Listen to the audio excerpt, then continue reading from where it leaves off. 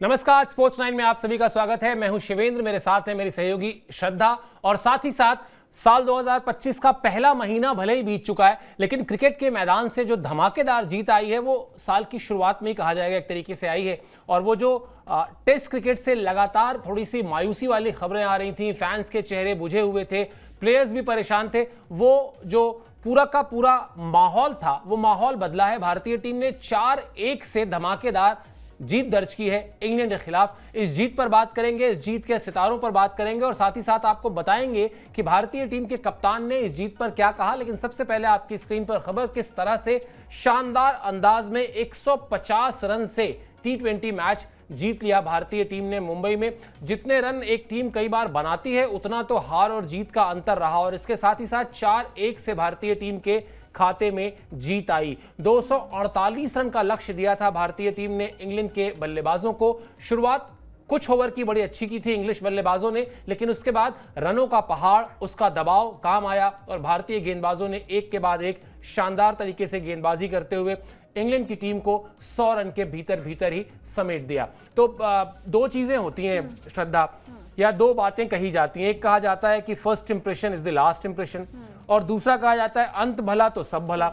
अब यहां तो भारतीय टीम ने दोनों काम कर दिया। पहला मैच जीता 7 विकेट के मार्जिन से, 43 गेंद पहले।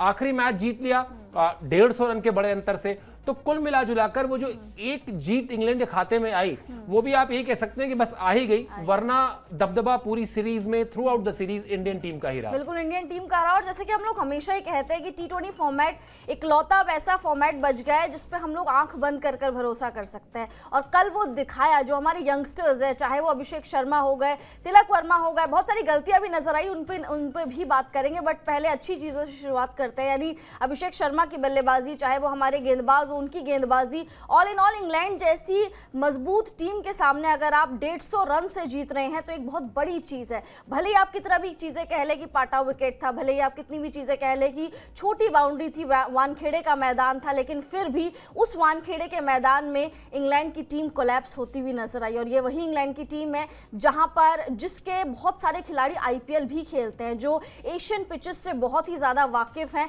जो एशियन पिचेस को बहुत अच्छे से समझते भी हैं। लेकिन उसके बावजूद भी आपने देखा कि इंग्लैंड की जो बल्लेबाजी थी वो बहुत ज्यादा कोलैप्स करती हुई नजर आई। फिल सॉल्ट ने अच्छी खासी शुरुआत दे दी थी, उन्होंने अर्धशतक बना दिया था, लेकिन उसके बाद किसी भी खिलाड़ी ने कुछ नहीं किया। और इंग्लैंड के साथ वही दिक्कत हो रही है कि हमेशा उनका एक प्लेयर चल रहा है और उस एक प्लेयर को किसी का भी साथ नहीं मिल रहा। आपने देखा होगा पहले जॉस बटलर थे, जॉस बटलर को किसी का साथ नहीं मिलता था। कल के मैच में हमने देखा कि फिल सॉल्ट बेचारे अकेले पड़ गए थे, फिल सॉल्ट को किसी का भी साथ नहीं मिला। तो इंग्लैंड की टीम को समझना पड़ेगा कि भैया कहां पे उनकी गलती हो रही है। और अगर टीम इंडिया की बात करें तो 4-1 से टीम इंडिया ने ये सीरीज जीत ली है। सूर्यकुमार यादव लगातार कैप्टनसी में अच्छा परफॉर्म करते जा रहे हैं, लेकिन बल्लेबाजी की उनसे काफ़ी ज़्यादा उम्मीदें अभी भी रहेंगी, क्योंकि कल तो चलिए मैच जीत गए, सीरीज जीत गए, बहुत सारी चीज़ें ढक भी गई हैं, लेकिन बहुत सारे लूप होल्स हैं जो टीम इंडिया को समझने पड़ेंगे, चाहे वो सूर्या के रूप में हो, चाहे वो संजू सैमसन के रूप में हो। बिल्कुल। और विकेट पाटा थी, बाउंड्री छोटी थी, इस तरह के जितने भी तर्क हैं ये कुतर्क में इसलिए बदल जाते हैं क्योंकि वो दोनों ही टीमों के लिए था। वो ऐसा नहीं था कि भारतीय टीम जब बैटिंग कर रही थी तो बाउंड्री छोटी कर दी गई और इंग्लिश टीम जब बैटिंग कर रही थी तो बाउंड्री बढ़ा दी गई या कोई विकेट बदल दिया गया। जब टीमें हारती हैं तो उनको ये समझना चाहिए कि बेहतर खेलने वाली टीम जीती है और उसमें उस पिच का या उस मैदान का या वहां के मौसम का या ओस का, उन सब का फर्क बहुत थोड़ा बहुत ही होता है। आपका दिन होता है और दिन जो है वो भारतीय टीम का था। चलिए सूर्यकुमार यादव ने क्या कहा उस पर पहले बात कर लेते हैं, फिर उनकी फॉर्म पर भी बात करेंगे। मैदान में हमेशा सहज रहना होता है, दिल को सुनना होता है। जिस गेंदबाज को देखकर लगता है कि वो विकेट ले सकता है उसे गेंद देनी होती है। हमने आपस में यही तय भी किया था, हम इसी तरह का क्रिकेट खेलना चाहते हैं। ये बड़े जोखिम या बड़े नतीजे हासिल करने वाला तरीका है, यानी या तो डूबेंगे या फिर हम चांद पर जाएंगे। अंत में हमें नतीजे भी मिल रहे हैं। मैं अभिषेक के परिवार के लिए बहुत खुश हूं, वरुण की मेहनत भी रंग लाई। यानी कुल मिला जुलाकर कप्तान साहब, जैसा आपने भी बीच में जिक्र किया भी कि चौथी सीरीज उन्होंने जीती है, तो वो एक अलग जोन में नजर आ रहे हैं अपने कप्तानी के। लेकिन उनके बल्लेबाजी पर अभी दूसरे हिस्से में बात करेंगे। पहले तो यही कि कप्तानी तो सीरीज में अच्छी की उन्होंने, जिस तरह से एक मैच में वही जो मैच हारे, या शायद आप कह लें कि हारने के बाद डाइसेक्शन करना आसान हो जाता है तो वो कमियां दिखने लगी, वरना ओवरऑल अगर आप देखेंगे 4-1 से सीरीज का जो मार्जिन है वो दिखाता है कि कप्तानी अच्छी हुई। कप्तानी अच्छी हुई है बिल्कुल। और उस मैच में भी जो जिसकी आप बात कर रहे हैं कि हारे, उसमें बहुत सारे डिसीजंस थे जो उन्होंने गलत लिए थे, चाहे वो टॉस वाला हो, बट ठीक है हार गए। उसके बाद सारी चीज़ों पे तर्क देना बहुत ईजी हो जाता है। बट ऑल इन ऑल ये मुकाबला, ये पूरी सीरीज हम लोग जीत चुके हैं। Suryakumar Yadav as a captain बहुत ही अच्छी तरीके से निखरे हैं और हम हमेशा ये चीज़ बोलते हैं कि captaincy is not everyone's cup of T. तो आई थिंक सूर्या की तो बहुत ज़्यादा चाय कॉफ़ी हर चीज़ नज़र आ रही है कैप्टनसी। क्यों? क्योंकि कैप्टनसी उनको रास आ रही है इस वक्त, बल्लेबाजी नहीं रास आ रही, बल्लेबाजी में बहुत ज़्यादा इफेक्ट नज़र आ रहा है। But captaincy as a captain Surya की बात करें तो सूर्यकुमार यादव में कोई भी कमी नज़र नहीं आ रही। बट बात करते हैं बल्लेबाजी की, क्योंकि 2022 से लगभग बल्ला शांत हो रखा है। पिछली 15 इनिंग अगर आप उठा के देख लीजिए सूर्यकुमार यादव की, तो इनके बल्ले में ऐसा लग रहा है जंग लग गई है। 1 साल से ऊपर हो गया, इन्होंने शतक नहीं बनाया है। इनसे आगे कई युवा खिलाड़ी निकलते जा रहे हैं और सूर्यकुमार यादव के साथ एक डिसएडवांटेज आई थिंक यही है कि वो एक ही फॉर्मेट खेलते हैं, सिर्फ T20 फॉर्मेट खेलते हैं। और अगर T20 फॉर्मेट में ही अगर वो अच्छा नहीं करेंगे तो कहाँ उनकी ओडीआईज में भी जगह बनेगी, और टेस्ट तो खैर भूल ही जाइए, बट ओडीआईज में भी उनकी जगह नहीं बन पाएगी। तो आई थिंक अगर आप एक फॉर्मेट खेलते हैं, उस फॉर्मेट में अगर आप अच्छा नहीं करते तो आपकी जो जगह सिक्योर करना हो जाता है वो बहुत ज़्यादा डिफिकल्ट हो जाता है। तो सूर्यकुमार यादव को रन्स बनाने पड़ेंगे। ठीक है कैप्टनसी अच्छी करी, बट बल्ला भी तो चलना पड़ेगा आपका। बिल्कुल, और वरना वही होगा कि दबाव जो है वो बढ़ता जाएगा उस दिन जब भारतीय टीम हारना शुरू करेगी।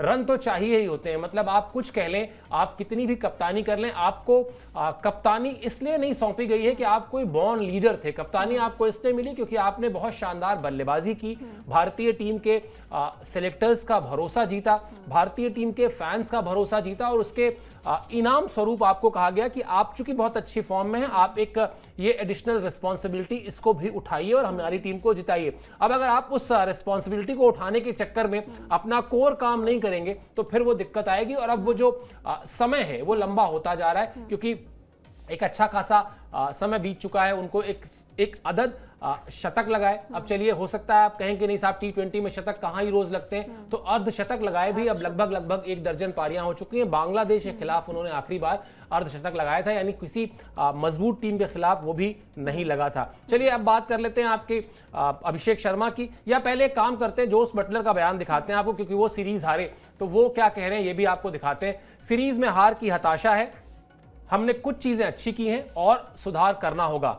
हम इसी तरह की क्रिकेट खेलेंगे लेकिन इसे बेहतर करेंगे। भारत कमाल की टीम है, खासतौर पर अपने घर में वो बेहतर प्रदर्शन करते हैं। वानखेड़े के दर्शक शानदार थे, हमारी टीम के कुछ गेंदबाजों ने अच्छा प्रदर्शन किया। मैंने काफी क्रिकेट देखी है लेकिन अभिषेक शर्मा की बल्लेबाजी खास थी। ये तो निश्चित बात है, जिस तरह की बल्लेबाजी अभिषेक शर्मा ने की उसकी वजह से हर तरफ से तारीफ मिल रही है। लेकिन पहले बात कर लेते हैं इंग्लिश टीम के खिलाड़ियों की। जो मार्जिन श्रद्धा रिजल्ट में दिख रहा है 4-1, या जो मैंने शुरुआत में शो के कहा कि पहला मैच आप 43 गेंद पहले 7 विकेट के बड़े मार्जिन से हार जाते हैं, आखिरी मैच आप 150 रन के अंतर से हार जाते हैं। इंग्लैंड की टीम इतनी खराब तो नहीं है, रैंकिंग्स में भी नंबर 3 पर ही है, मतलब पहले नंबर पर भारत है, तीसरे पर इंग्लैंड है।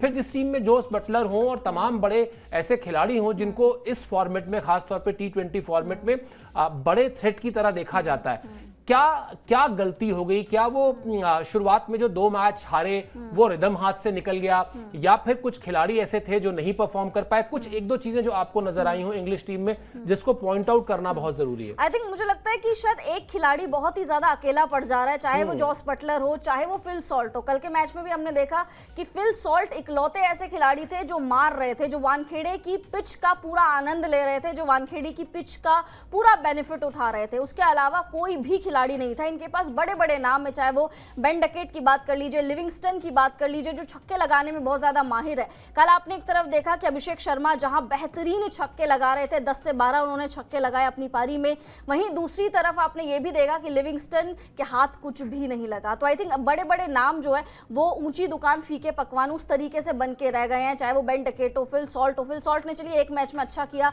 बट अगर आप 3 मैच या 4 मैच उठा के देख लीजिए जो फिल सॉल्ट ने भी अच्छा परफॉर्म नहीं करा रहा था, बट कि फिल सॉल्ट तो कितने ज्यादा वाकिफ है एशियन पिचेस से। आपने देखा होगा कोलकाता नाइट राइडर्स के लिए जब ये खेलते थे, अभी हमने देखा था 2024 में आईपीएल 2024 में, तो फिल सॉल्ट ने बड़ी बड़ी पारियां खेली हैं। तो आई थिंक एक खिलाड़ी अकेला पड़ जा रहा है, इंग्लिश टीम के साथ वही गलती नजर आ रही है, वही दिक्कत नजर आ रही है। कभी जॉस बटलर अकेले रह जाते हैं, कभी फिल सॉल्ट अकेले रह जाते हैं, कभी बेन डकेट अकेले रह जाते हैं। तो जब तक साथ नहीं मिलेगा, जब तक सारे बल्लेबाज छोटा छोटा कंट्रीब्यूशन नहीं देंगे, तब तक आई थिंक बहुत ज्यादा दिक्कत हो जाएगी इनको। बिल्कुल। और मेरी तो बड़ी फेवरेट लाइन है जो मैं मुझे लगता है 20-25 साल में 2-3 हज़ार बार बोल चुका हूं कि आप किसी एक बल्लेबाज के या किसी एक गेंदबाज के इंडिविजुअल ब्रिलियंस से एक सीरीज के 1 या 2 मैच जीत लेंगे, लेकिन अगर आपको पूरी सीरीज जीतनी है या बड़ा टूर्नामेंट जीतना है तो बहुत rarest of the rare cases में ऐसा होता है कि एक गेंदबाज या एक बल्लेबाज या एक ऑलराउंडर शुरू से अंत तक सीरीज में अच्छा करे और फिर वो आपको जीत दिला दे। मुझे 2011 का वर्ल्ड कप याद आ जाता है युवराज सिंह का, जिस तरह से उन्होंने शुरू किया था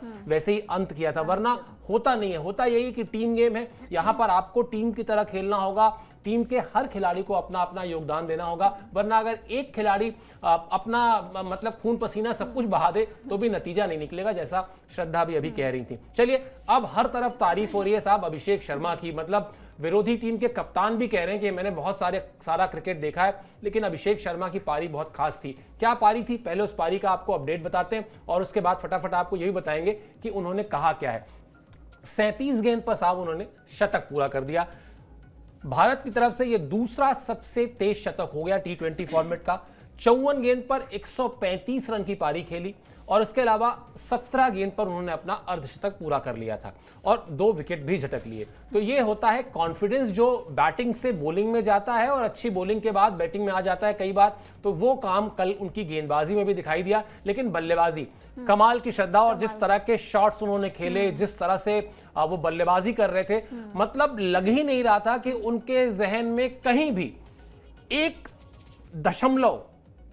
छटाक भर का डर है। मतलब वो जिस तरह से बेखौफ होकर बल्लेबाजी कर रहे थे, मैंने वाकई में बहुत rarest of the rare cases में देखा है कि बल्लेबाज ऐसे हो सकता है कोई बल्लेबाज 135 की बजाय 150 रन बना दे, वो हो सकता है इससे तेज भी बना दे, लेकिन वो जो बेखौफ अंदाज था, कमाल बल्लेबाजी थी। और जैसे कि आपने शॉट्स की बात करी, हमने अभिषेक शर्मा के बल्ले से ऐसे शॉट्स नहीं देखे जो आड़े टेढ़े हो। बहुत क्लीन हिट कल वो मार रहे थे, बहुत स्ट्रेट शॉट्स लगा रहे थे, जिसको बोलते हैं ना क्लासी शॉट्स। उस तरीके के कल जो है शॉट्स अभिषेक शर्मा लगा रहे थे। और युवराज सिंह की झलक मतलब साफ दिख रही थी, क्योंकि युवराज सिंह इनके मेंटोर है और कल युवराज सिंह भी बहुत ज्यादा खुश हुए होंगे जिस तरीके से बल्लेबाजी इन्होंने की। आप सोचिए 37 गेंदों में इन्होंने अपना शतक कंप्लीट कर दिया था और जब इन्होंने शतक कंप्लीट करा तो इनका स्ट्राइक रेट आप सोचिए 270 का था। 270 के स्ट्राइक रेट से ये खिलाड़ी अपना शतक कंप्लीट कर रहा है। और जैसे कि सर ने बताया, बेखौफ खेल रहे थे, ऐसे डर ही नहीं था कि विकेट बचा कर खेल रहे हो, विकेट दिखा कर ये खेल रहे थे। और आई थिंक चिढ़ा रहे थे सभी गेंदबाजों को, इंग्लैंड के सभी गेंदबाजों को चिढ़ाते हुए नजर आए। इन्होंने लिविंगस्टन की क्लास ली है, इन्होंने मार्क वुड की क्लास ली है, ना इन्होंने पेसर को छोड़ा है, ना इन्होंने सीमर को छोड़ा है, ना इन्होंने स्पिनर को छोड़ा है। हर तरीके के शॉट्स के साथ इन्होंने एक्सपेरिमेंट किया है और बहुत क्लीन हिट इन्होंने करी है। उसके बाद अगर हम बात करें कि जिस तरीके से उन्होंने छक्के लगाए हैं, मतलब हवाई यात्रा ये करवा रहे थे गेंद को, वो बहुत ही ज्यादा बेहतरीन था। चौकों में डील नहीं कर रहे थे, छक्कों में डील कर रहे थे। भले ही आप ये कहें कि चलिए छोटी बाउंड्री थी, क्योंकि बहुत सारे लोग कह रहे थे कि छक्कों में इसलिए डील हुआ है क्योंकि बाउंड्री बहुत ज्यादा छोटी थी। वानखेड़े का मैदान आप सभी लोग वाकिफ हैं उससे, बट उसके बावजूद भी 135 रन बना देना, 37 गेंदों में अपना शतक कंप्लीट करना, 17 गेंदों में अपना अर्धशतक कंप्लीट करना, बहुत ही ज्यादा बड़ी चीज है। अब खाली अभिषेक शर्मा को यह काम करना पड़ेगा, कंसिस्टेंसी, क्योंकि हमने जिम्बाब्वे के खिलाफ जब इनका शतक आया था उसके बाद कहीं खो से गए थे, मतलब 5-6 महीने बाद उसके बाद दोबारा इनका शतक आया और उस दौरान अभिषेक शर्मा के बल्ले से एज सच कोई बड़ी पारी नहीं देखने को हमें मिली। तो I think consistency is the key. T20 में अगर आपको अपनी जगह सिक्योर करनी है, क्यों आपको जायसवाल से ऊपर मौका दिया जा रहा है, वो अभिषेक शर्मा को फिर से प्रूफ करना पड़ेगा, बार बार प्रूफ करना पड़ेगा। तो I think consistency is the key. यहाँ पर आपको ऐसे ही परफॉर्म करना पड़ेगा, ये नहीं कि आज आपने शतक लगा दिया अब 3-4 महीने बाद बड़ी पारी आएगी। और 13 छक्के लगाए उन्होंने कल, मतलब बल्लेबाजी तो कमाल की थी। और मैं हमेशा खिलाड़ी जब कोई बड़ी उपलब्धि हासिल करता है तो मेरी नज़र हमेशा उसके उम्र वाले कॉलम में जाती है, ताकि ये पता चले कि कितना लंबा अभी सर्व कर सकते हैं भारतीय टीम को। 24-25 साल उम्र है, 10-12 साल कहीं नहीं जा रहे हैं, मतलब अगर देखा जाए तो। और उस 10-12 साल तक बने रहने के लिए जो आपने जिस शब्द का इस्तेमाल किया, मेरा पर्सनल बड़ा फेवरेट शब्द है वो कंसिस्टेंसी। यानी आपको अपने परफॉर्मेंस में निरंतरता लानी होगी। आप बड़े खिलाड़ी तभी बनेंगे, आप मैच विनर तभी बनेंगे जब आपके परफॉर्मेंस में वो कंसिस्टेंसी आएगी। वरना होगा क्या, 4 महीने में एक ऐसा शतक और उसके बाद लंबा सा एक शून्य वाला अंतराल, तो वो नहीं होना चाहिए। स्ट्राइक रेट हम बार बार करते हैं, 250 के स्ट्राइक रेट से उन्होंने रन किए। 250 का स्ट्राइक रेट मतलब, अगर वैसे तो सब्सक्राइबर्स हमसे ज्यादा क्रिकेट समझते हैं, लेकिन सीधा सीधा मतलब ये है कि अगर 100 गेंद खेलते तो 250 रन बनाते। इस तरह की बल्लेबाजी उन्होंने की। कहा क्या, ये आपको आपकी स्क्रीन पर बताते हैं। क्या शानदार पारी खेली। उन्होंने कहा कि देश के लिए जब ऐसी पारियां खेलता हूं तो बहुत अच्छा लगता है। जिस दिन मुझे लगता है कि आज मेरा दिन है, मैं पहली ही गेंद से आक्रमण करता हूं। कोच और कप्तान को भी मुझमें इसी तरह के खेल की उम्मीद थी। वो हमेशा मुझे सपोर्ट करते हैं। जब आपके सामने 140-150 किलोमीटर प्रति घंटे की रफ्तार से गेंदबाज करने वाले खिलाड़ी हों तो आपको थोड़ा पहले तैयार होना होता है, गेंद पर रिएक्ट करना होता है और अपना शॉट खेलना होता है। जोफ्रा आर्चर जैसे बड़े गेंदबाज पर शॉट खेलकर अच्छा लगा, लेकिन मुझे आदिल रशीद के खिलाफ बल्लेबाजी में भी मजा आया। उम्मीद है कि युवराज सिंह आज बहुत खुश हुए होंगे। जो बात अभी श्रद्धा कह रही थी, वो हमेशा मुझे लंबा खेलते देखना चाहते हैं। तो आपकी बात को ही एक तरीके से वो रिपीट कर रहे हैं कि भाई मुझे तो जोफ्रा आर्चर को मारने में भी मजा आया, आदिल रशीद को भी मारने में मजा आया, और युवराज सिंह बहुत खुश हुए होंगे क्योंकि वो कहते हैं कि भाई तुम 15वें 16वें या 17वें ओवर तक खेलो। तो ये प्रॉमिसिंग है, ये सब कुछ है।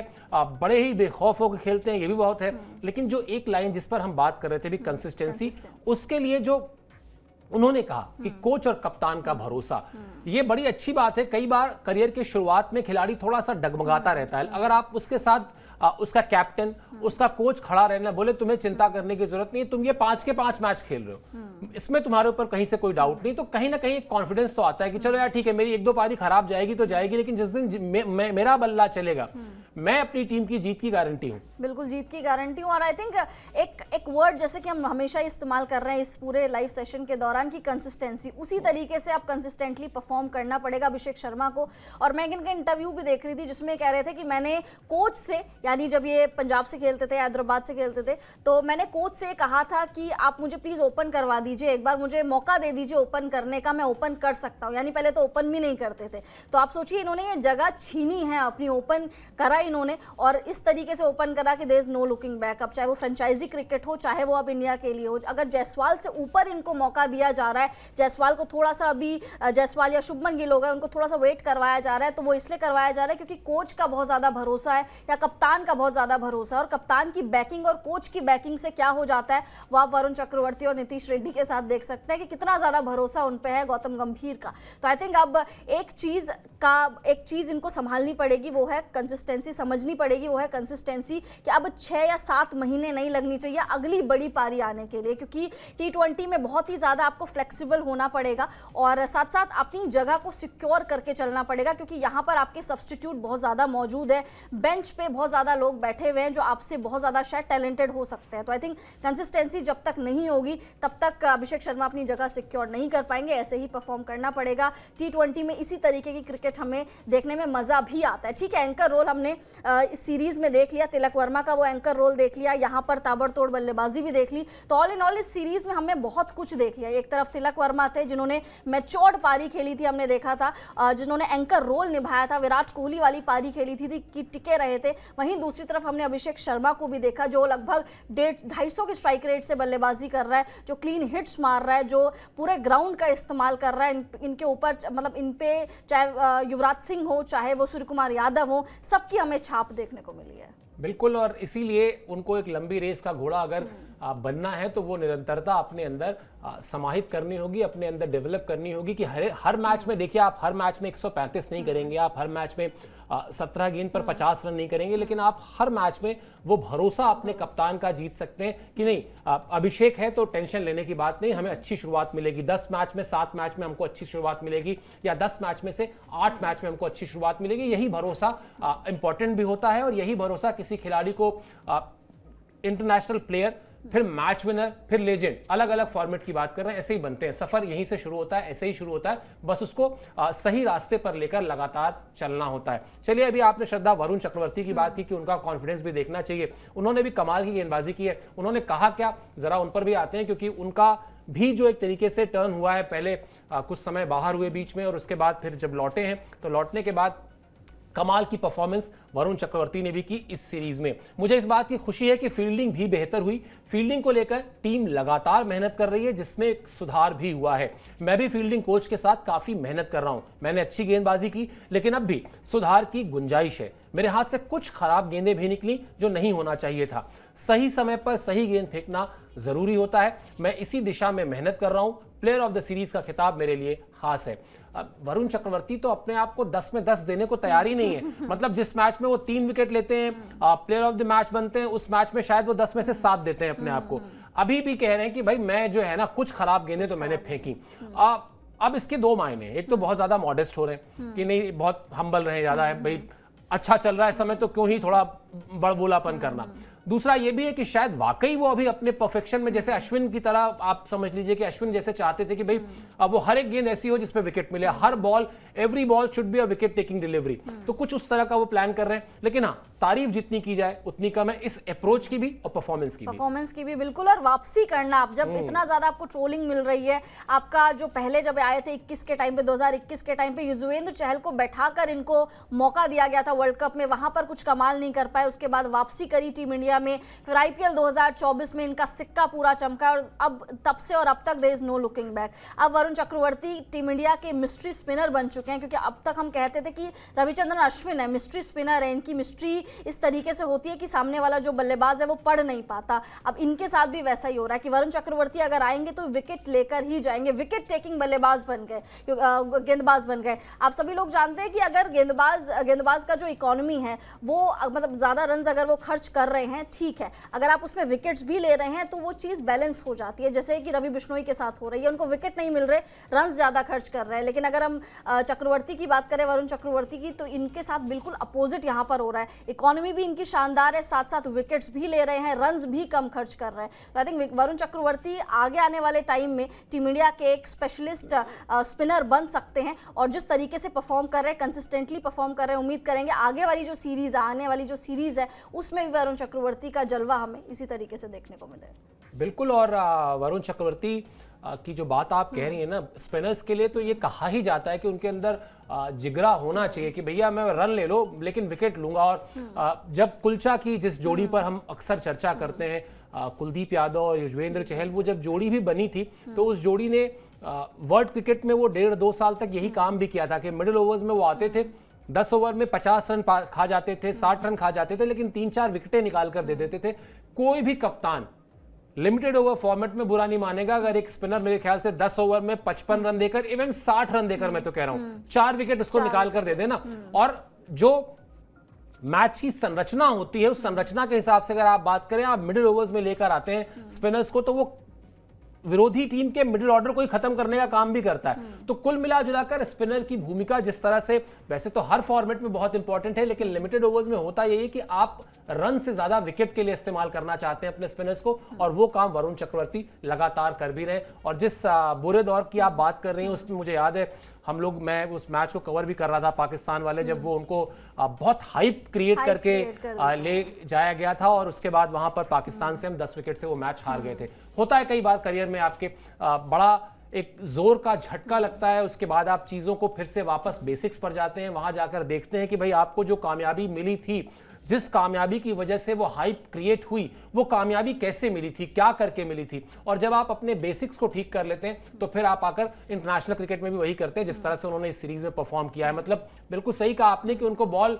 कैप्टन ने बॉल दी तो उन्होंने बदले में उनको विकेट लेकर दिया। यही एक कप्तान का भरोसा भी होता है। रोहित शर्मा भी कहते थे कि मेरे सामने, जब वो अश्विन और जडेजा के लिए कि मेरे सामने तो मैं ऐसे आंख करता हूं तो दोनों मतलब गेंद छीनने के लिए तैयार रहते कि मुझे दे दीजिए, मैं विकेट लेकर दूंगा। चलिए खैर, एक शानदार जीत रही है। और जहां से शो हमने शुरू किया था कि भाई जब न्यूजीलैंड के खिलाफ वो सीरीज की हार हो गई, बॉर्डर गावस्कर ट्रॉफी की हार हो गई, बड़ी जीत अब चाहिए। और नया साल शुरू हुआ है, जनवरी का महीना भले ही खत्म हो गया है, लेकिन साल की शुरुआत इस धमाकेदार जीत से हुई है। अब वनडे सीरीज है 3 मैचेस की, उस पर भी नजर रहेगी, लेकिन असली जो चुनौती है, असली जो चैलेंज है, वो है चैंपियंस ट्रॉफी जो होना है कुछ ही दिनों बाद। बड़ी खास तैयारी की है हमने उसकी कवरेज को लेकर, तो आप सब्सक्राइब कर लीजिए स्पोर्ट्स 9 को, ताकि आप उस कवरेज को मिस ना करें। हम लगातार आपको अपडेट देते रहेंगे। बहरहाल इस शो में आप हमसे जुड़े, इसके लिए मेरी तरफ से, श्रद्धा की तरफ से बहुत बहुत शुक्रिया और आभार।